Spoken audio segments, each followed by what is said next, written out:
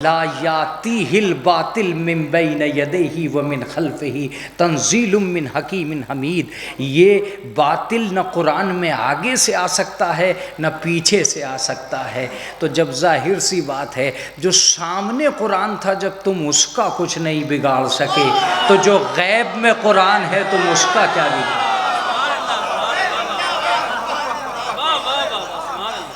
तुम्हारी कुव्वतों से दूर, तुम्हारी ताकतों से अलग, तुम्हारी हिम्मतों से अलग हमने इतने अजीम एहतमाम कर दिए हैं कि तुम्हारी ताकत पर चैलेंज है। फिर भी अगर तुम कोशिश कर सकते हो तो अपनी सरकारी ताकतों को अपने सर पर रखकर हमारी अदावत का ऐलान करो। हम तुम्हें तुम्हारी औकात दिखलाएंगे। हम चाहते तो उसी वक्त तुम्हारा दम निकाल सकते थे जब तुम हमारे खिलाफ बोले थे, मगर हमने तुम्हें इसलिए छोड़ दिया कि हम देखना ये चाहते थे कि हमारा दुश्मन जलील कितना होता। जिल्लत और रुसवाई के सौदे तुम्हारे सामने थे।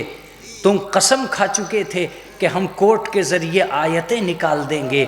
ज़रा अपनी औकात देखो, तुम आयतें न निकाल सके मगर तुम कौम से निकल गए।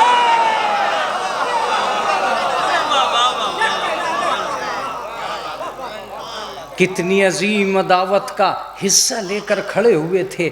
आज दुनियाए इंसानियत लरज़ रही है।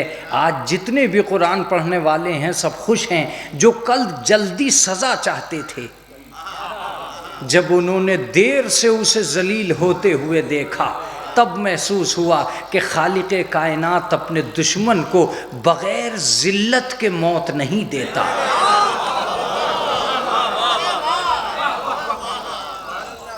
बग़ैर ज़िल्लत के मौत नहीं देता।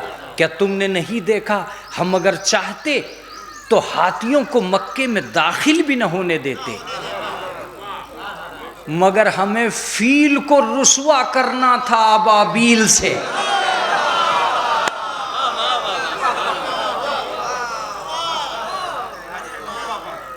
हमें फील को रुसवा करना था अबाबील से। हमें ये दिखलाना था कि दुनियाए जिस्म में सबसे बड़ा जानवर हाथी और दुनियाए परंदगान में सबसे छोटा परंदा अबाबील। हम दिखाना ये चाहते थे कि दुश्मन के सबसे बड़े का हाल क्या है, हमारे सबसे छोटे का हाल क्या है। हम दिखलाना ये चाहते थे कि दुश्मन के सबसे बड़े का हाल क्या है और हमारे सबसे छोटे का हाल क्या है। उसकी ढाल क्या करेगी, हमारे कंकर क्या करेंगे, हमारे परिंदे क्या करेंगे। नतीजा ये हुआ कि वो आया, हाथियों से कहता रहा कि तुम काबे पे हमला कर सको। जो उसके पाले हुए थे वो उसके इशारे पर न चले।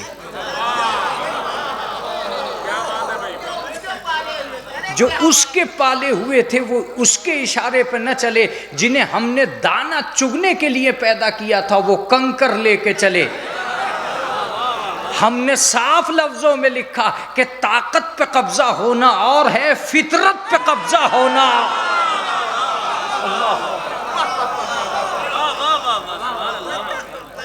हमने साफ किया कि ताकत पे कब्जा होना और है, फितरत पे कब्जा होना और है। तनुमंद हाथियों का गौल देखकर मक्के की दुनिया में फरार की तारीख लिखी जाने लगी। मैं साजो सामान के पूरा मक्का बाहर निकल गया, जहाँ खौफ व दहशत ने डेरे डाल दिए। नस्लें अपने घरों से भेड़ बकरियां लेकर भाग गई। ऐसे आलम में भी जब पूरा मक्का इतने बड़े जानवरों को देकर फरार कर चुका था, सिर्फ 2 आदमी ऐसे थे जो मक्के की पुश्त से पुश्त लगाकर खड़े थे, एक अबू तालिब और एक अब्दुल मुत्तलिब। ए भागने वालों तुम क्यों भागे, ये क्यों नहीं भागे। अब्दुल मुत्तलिब से जनाबे अबू तालिब ने पूछा, बाबा जब सब भाग गए हैं तो हमें क्यों नहीं जाना चाहिए। का बेटा आज ही तो पता चलेगा कि फर्रार कौन है, कर्रार।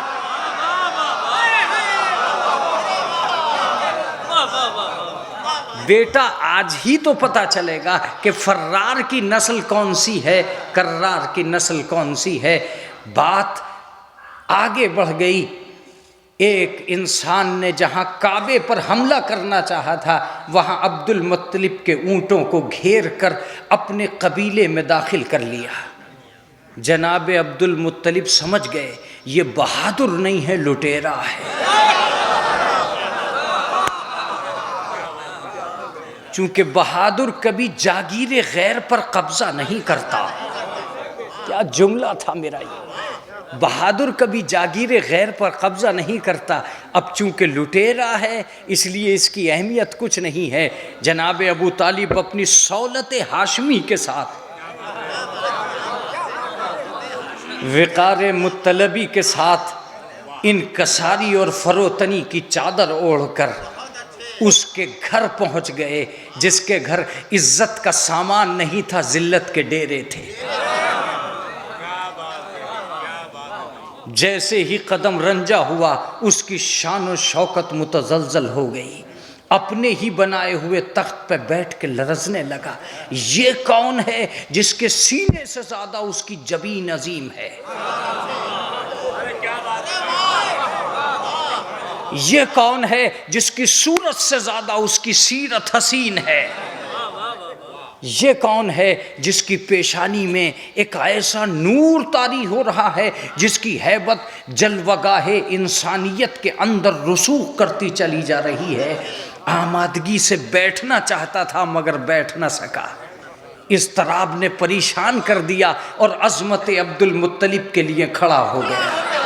खुद खड़ा हुआ तो फौज भी खड़ी हुई और अल्लाह ने बता दिया कि ज़िल्लत का सामान कहीं और होता है, इज़्ज़त का सामान कहीं और होता है।